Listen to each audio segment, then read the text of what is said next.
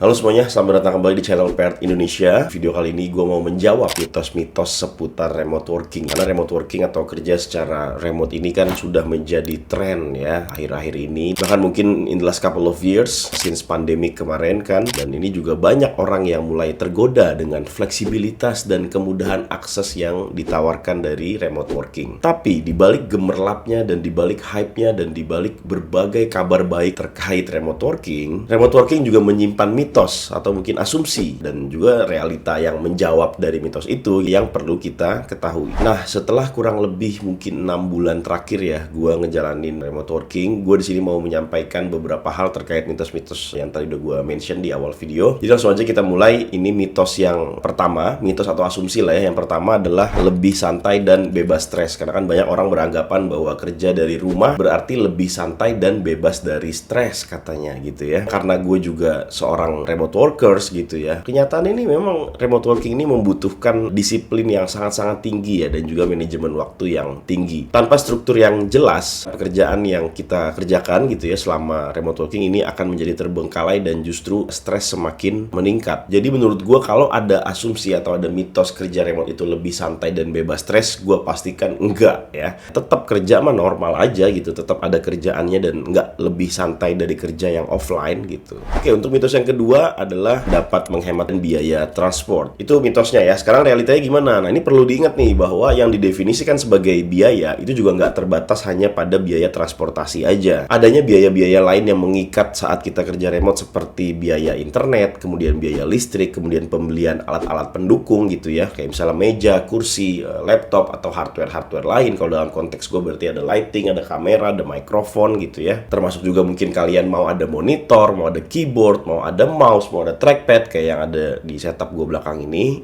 sebenarnya bisa dikategorikan sebagai biaya-biaya lain ya yang harus dikeluarkan saat remote working gitu ya. Ini justru malah berbanding terbalik kalau misalnya kita kerja secara langsung atau secara offline, karena itu rata-rata semuanya di-provide sama kantor ya, dari mulai mejanya, dari mulai laptopnya gitu kan, listriknya juga nggak bayar. Jadi ya kalau kerja secara offline ya kita cuma bener-bener bawa badan aja. Oke, mitos yang selanjutnya yang diasumsikan oleh banyak orang terkait remote working adalah kalau remote working itu bisa hemat waktu katanya. Ya sebenarnya realitanya ya bener ya, gue setuju gitu. Jadi ya secara penggunaan waktunya, waktu yang tadinya kita pakai untuk di perjalanan kita bisa ganti untuk ngobrol dengan teman-teman gitu ya. Kemudian juga ngelakuin hobi atau juga misalnya ngelakuin hal-hal lain terkait produktivitas gitu, misalnya kayak mungkin kursus online atau nge-gym atau olahraga atau ambil kursus-kursus yang spesifik terkait posisi-posisi kalian gitu. Jadi menurut gue kalau terkait waktu ini gue sangat-sangat setuju karena banyak sekali penghematan terutama di transport ya, karena kita nggak harus commute, kita hanya di satu tempat aja di rumah gitu kan. Jadi secara waktu kita bisa menggunakan waktu-waktu yang harusnya dihabiskan di perjalanan itu kita pakai untuk hal-hal lain yang lebih berguna lah. So kesimpulannya memang remote working ini sebenarnya bukan solusi paling ajaib lah ya untuk semua orang dan nggak cocok juga sebenarnya buat semua orang ya. Jadi sebelum memutuskan untuk mencobain remote working, coba pertimbangkan lagi dengan matang ya mitos-mitos dan juga asumsi-asumsi dan realitanya, itu yang paling penting ya. Realitanya dari yang udah gue sampaikan di video ini. Bagi gue sebenarnya kalau terkait remote working itu penting sekali untuk memiliki disiplin yang tinggi gitu ya, dan juga manajemen waktu yang baik dan obviously kemampuan komunikasi yang efektif. 3 hal itu menurut gue yang akan membuat kalian tuh sukses di remote working ya. Dan kalau mungkin kalian pengen dengar pengalaman lebih detail terkait orang-orang yang sudah pernah kerja secara remote atau sedang bekerja secara remote, gue pernah bikin videonya. Itu gue ngobrol-ngobrol sama Kak Nadine. Di video itu Kak Nadine menyampaikan berbagai perspektif dia tentang kerja remote ya. Jadi silakan aja ditonton yang ada di channel ini videonya ya. Selalu ingat bahwa keberhasilan remote working itu sangat-sangat tergantung pada individunya dan juga ya pada budaya perusahaannya. Jadi kalau kalian siap untuk menghadapi berbagai tantangan dan resiko dan juga pengen mendapatkan benefitnya, ya mungkin remote working menjadi pilihan yang sangat-sangat recommended ya dari gua ya untuk dipilih. Nah, buat kalian yang mungkin saat ini sedang tertarik atau pingin mendapatkan pekerjaan secara remote, kalian silakan aja cek link yang ada di kolom deskripsi di bawah. Itu banyak banget lowongan-lowongan yang bisa kalian apply karena Paired Recruiting Indonesia menyediakan berbagai lowongan kerja remote di overseas company di Eropa, di Amerika, dan ini beneran ya, real ya, bukan kaleng-kaleng ya. Jadi silakan aja cek link yang ada di kolom deskripsi di bawah. Mungkin ada berbagai posisi yang cocok buat kalian. Di apply yang banyak lah, semoga kalian dapat ya. Oke, mungkin itu aja untuk video kali ini. Jangan lupa di like video ini apabila kalian menyukainya. Jangan lupa juga di subscribe buat kalian yang pengen nonton video-video kayak gini lagi selanjutnya. Jangan lupa juga diaktifkan bell notification-nya biar kalian gak ketinggalan saat ada video baru di upload. Terima kasih sudah menonton video ini. Gua Billy Dolmen dan sampai bertemu lagi di video selanjutnya.